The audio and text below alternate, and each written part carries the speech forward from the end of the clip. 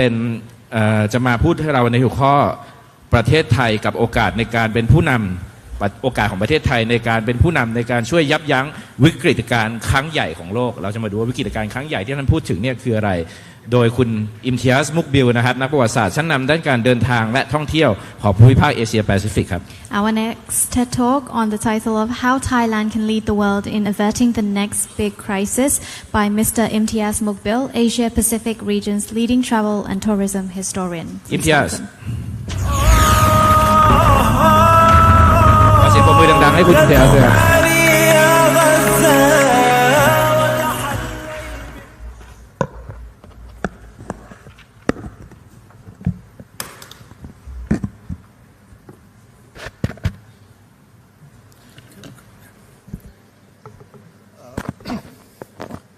Sawadee krap. Good afternoon. Assalamu alaikum wa rahmatullah wa barakatuh.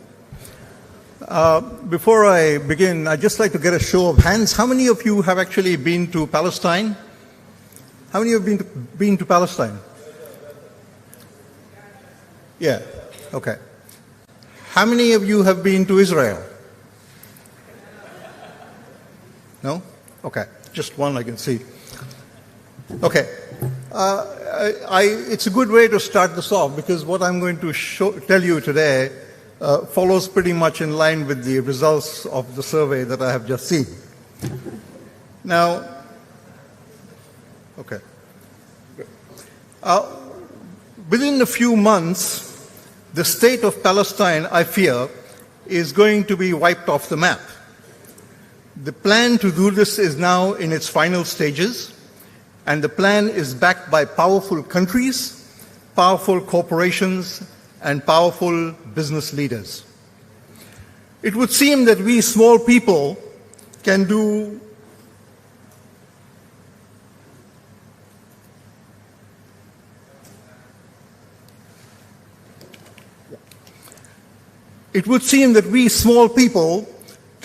little or nothing. After all, what can we in Thailand, a relatively unimportant country, which is only a marginal player in global affairs, do about this? But we can, and I like to think, and I will show you what we can do and how, all in line with our rights and the rule of law.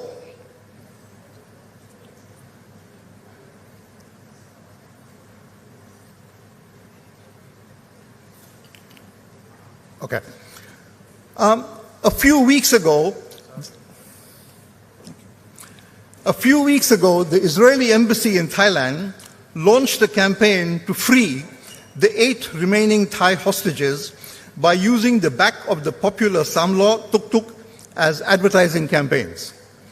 The objective was to publicize the plight of the hostages and rally Thai public opinion to put pressure on decision makers negotiating the freedom.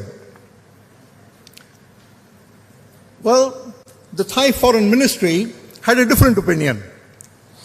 The Foreign Minister and Deputy Prime Minister expressed concern about this. He said he did not want any countries using Thailand as a platform to create conflict. And these are his words in Thai. The Thai delegation at the non-aligned meeting summit in Kampala just earlier this month said the following, and I quote, Thailand condemns all forms of violence committed against innocent civilians. We are deeply concerned about the ongoing situation in the Middle East. We continue to support the Palestinian people in their pursuit of freedom and basic rights. We join in the call for the establishment of humanitarian corridors and dialogues towards an eventual permanent ceasefire and a mutually agreed peaceful solution to the issue in accordance with a two-state solution. We are grateful for all diplomatic efforts, including those of the non-aligned movement, in securing the release of the hostages. We appeal for the immediate and unconditional release of all remaining hostages, many of whom are Thai nationals. End of quote. The Royal Thai government supports the Palestinian people and wants them to live in peace and freedom and wants them to get statehood and independence and freedom. The Royal Thai government also recognizes the state of Palestine and has extended a lot of technical support to promote tourism. A Palestinian tourism delegation, several Palestinian tourism delegations have visited Thailand to learn from our tourism experience. Now, tourism is a very important part of the Palestinian economy because they don't have much else over there.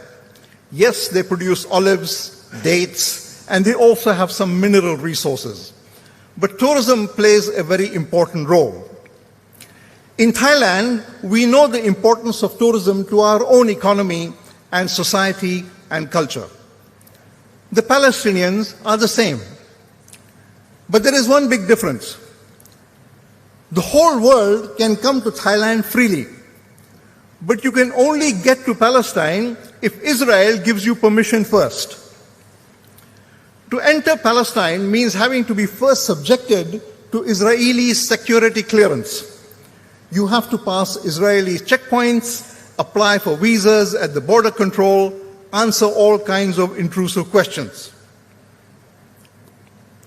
So even if you actually don't want to go to Israel, you still have to prove that you are not a security threat to Israel if you want to get to Palestine.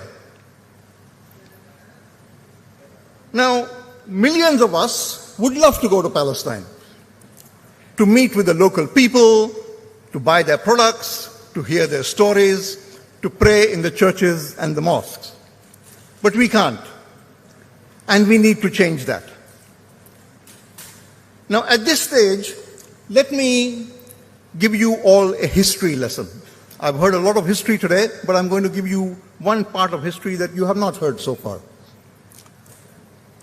In November 1995, I was in Tel Aviv, Israel, attending a conference of the International Hotel Association.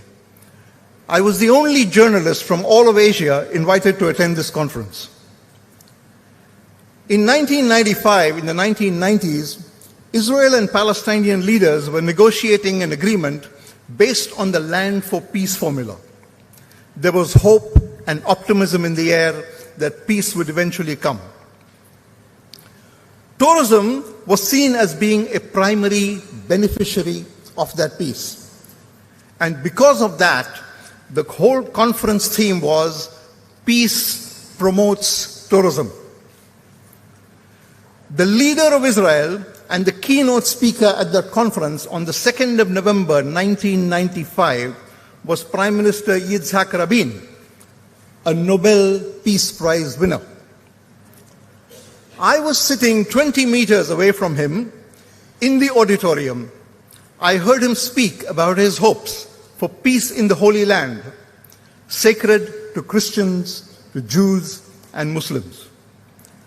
I heard him talk about an emergence of a new dawn, with travel being a major driver and beneficiary, attracting millions of pilgrims and tourists from all around the world to wander through the majestic spiritual sites across Palestine, Israel, Turkey, Syria, Jordan, Egypt, Iraq, and more.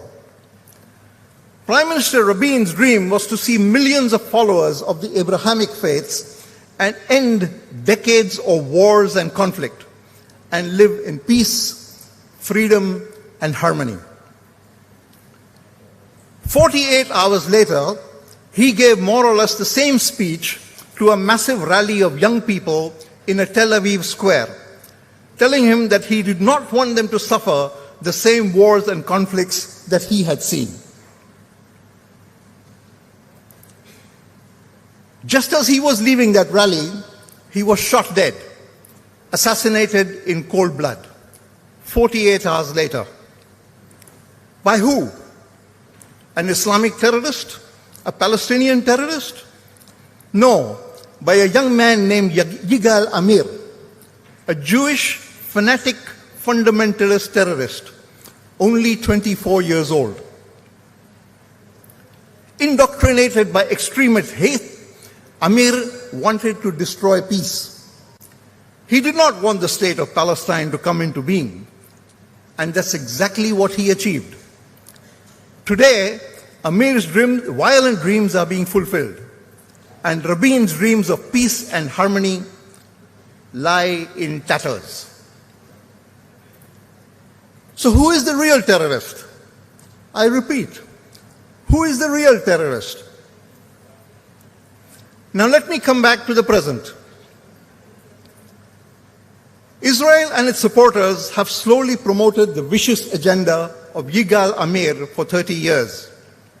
They have amassed enormous power, financial, political, technological. They have also worked to divide, destroy, destabilize, and discredit the Arab and Islamic worlds. And they have succeeded. But no one in history has ever been so powerful that they cannot be taken down when confronted by unity and truth, moments of truth. And that is what must happen now. And it can be done peacefully and legally.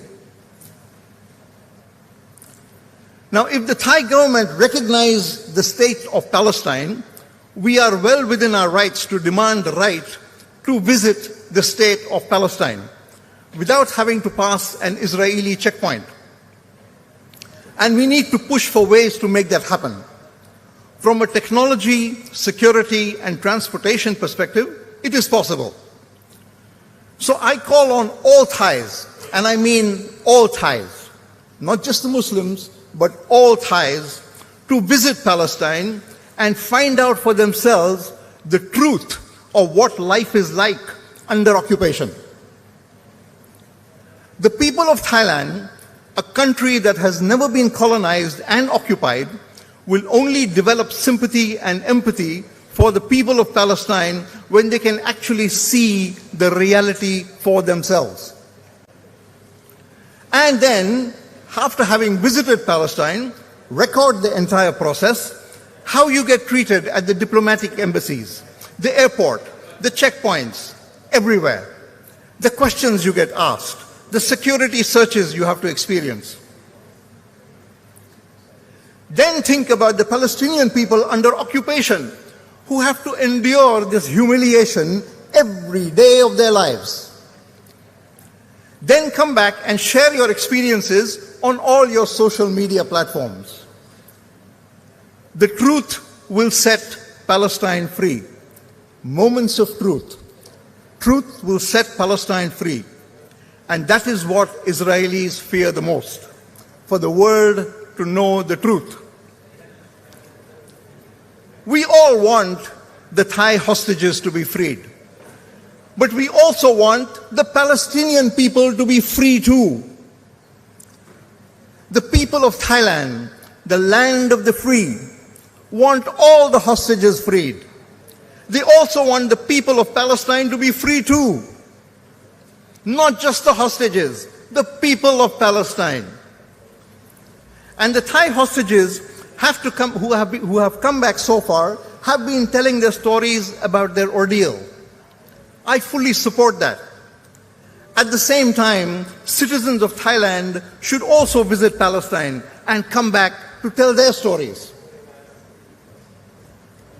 If the Israeli government can launch an advertising campaign in Thailand to free the hostages, we can and should launch a counter campaign to free all the people of Palestine.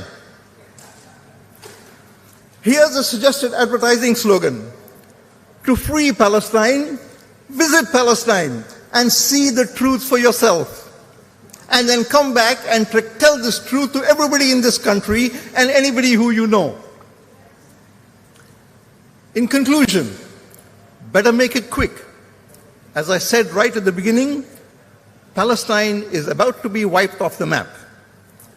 In a few months, I fear that conferences like this will be of absolutely no use. Thank you very much indeed for having me here today.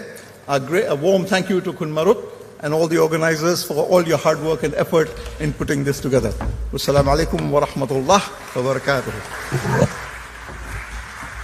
Assalamu alaikum wa rahmatullahi wa barakatuh. Thank you so much, Imtiaz.